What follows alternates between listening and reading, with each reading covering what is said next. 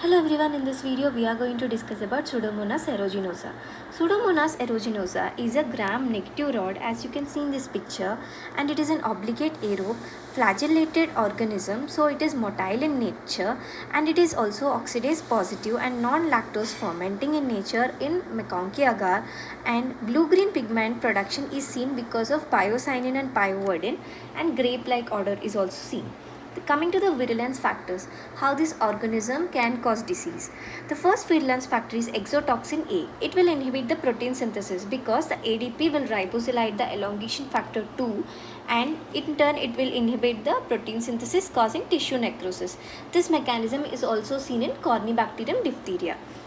Next virulence factor is elastase. As the name suggests, it will degrade the elastin along with the collagen and IgA and IgG, so in turn causing tissue damage. The next virulence factor is phospholipase C. It causes hemolysis and causing tissue destruction. The most important factor is the piocyanin. It will generate the reactive oxygen species.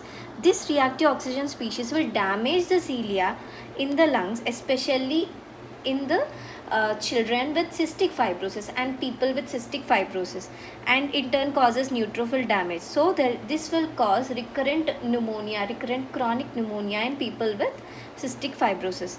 The next important factor is biofilm formation.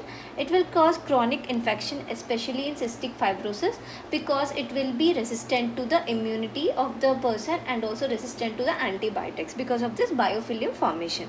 Next important factor is alginate capsule. It will prevent the phagocytosis, especially in cystic fibrosis.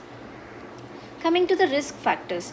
The risk factors of people who can acquire the Pseudomonas aeruginosa are immunocompromised people like neutropenia and burns, hospital acquired infections like who are having catheters and on ventilators, and cystic fibrosis.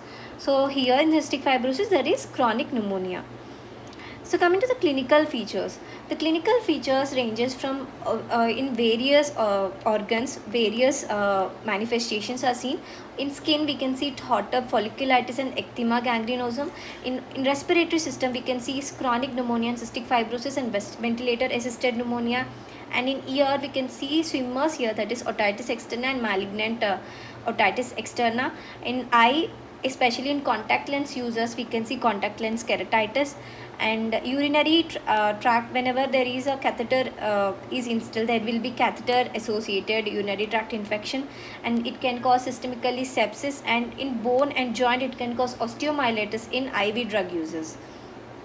Coming to the diagnosis, on gram staining we can see there are gram negative rods, and the most important test is oxidase test, where we can see oxidase positive. What it is after culturing we will take a part of culture and will place on the oxidase disc. So whenever there is a presence of cytochrome oxidase, this disc will turn into deep purple within 10 seconds. So it indicates oxidase positive nature. If it does not turn, it is oxidase negative. And there is non-lactose fermenting organisms on McConkey agar, and blue-green pigment is seen, especially that is piocyanin and pyoverdin. Coming to the treatment, beta-lactams like Piperacillin-tazobactam, ceftazidime and cefepinum can be given.